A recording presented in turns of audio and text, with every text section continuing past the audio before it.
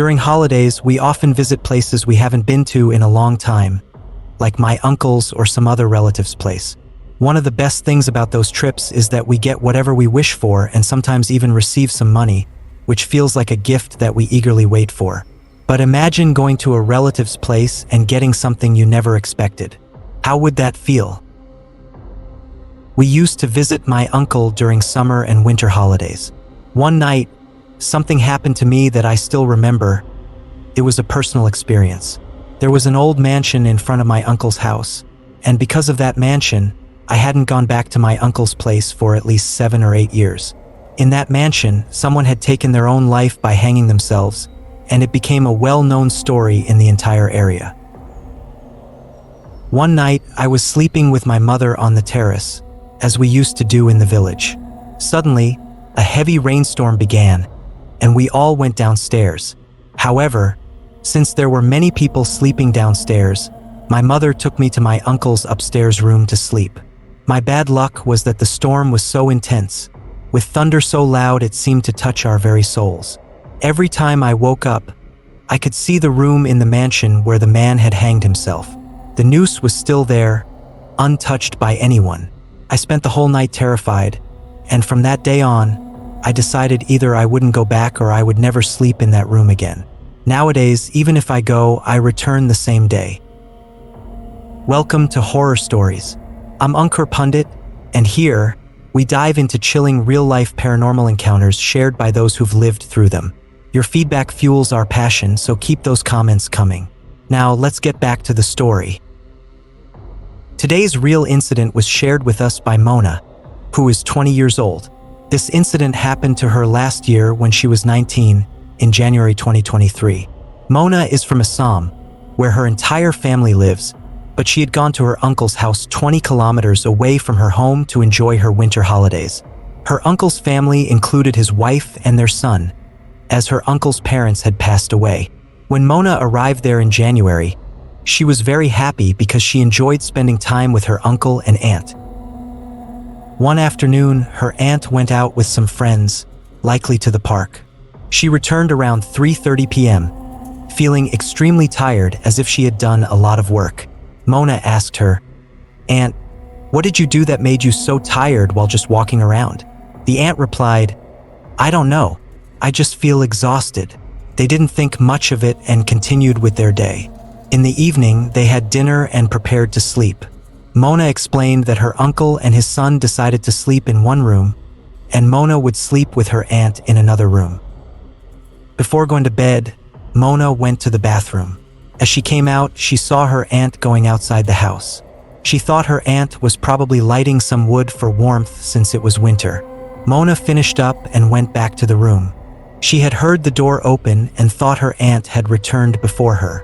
But as Mona entered the room, she saw something that made the ground slip from beneath her feet.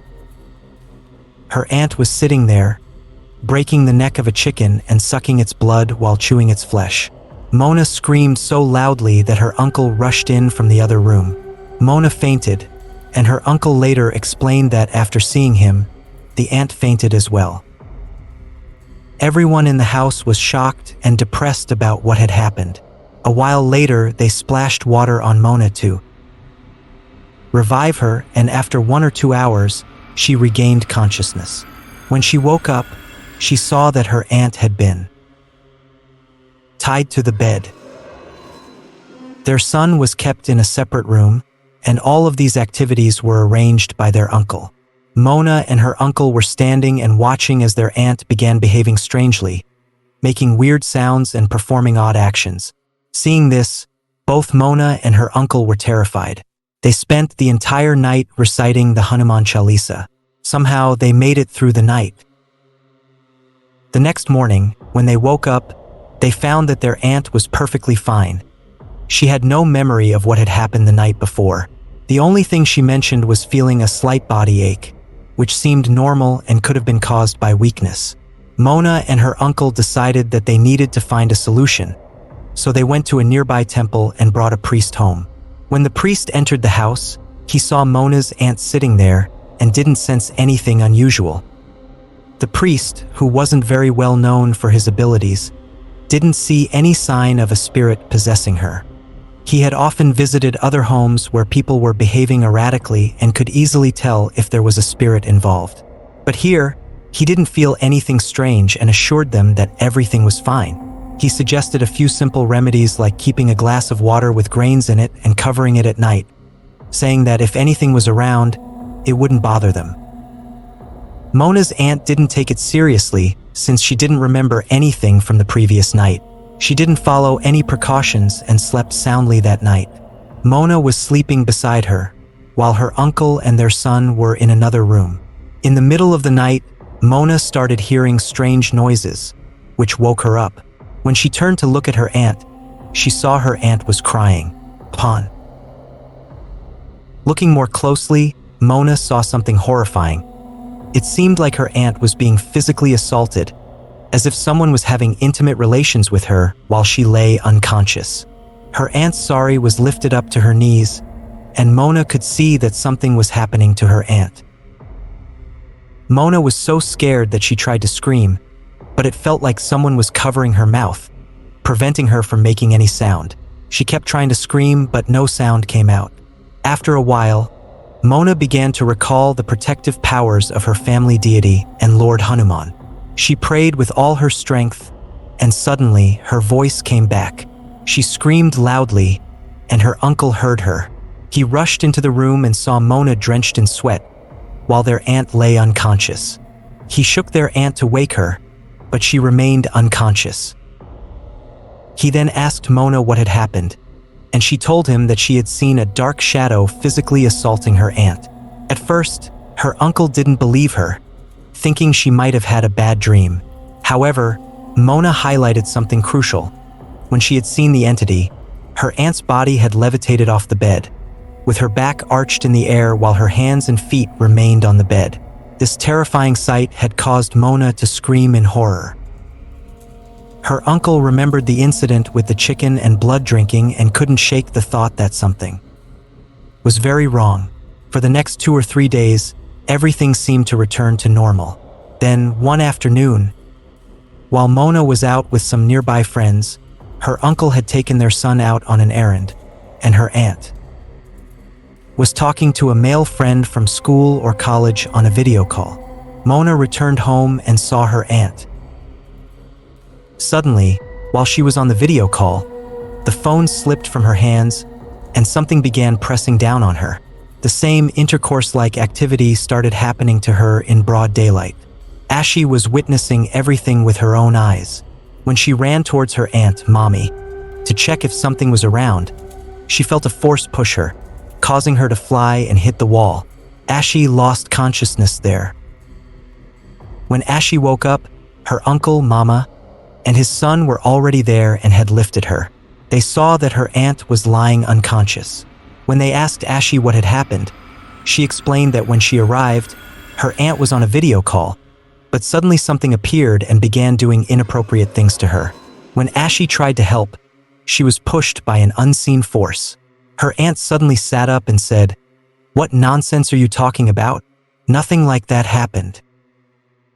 At that moment, her uncle approached his wife to check if there were any marks on her body or if something bad had occurred.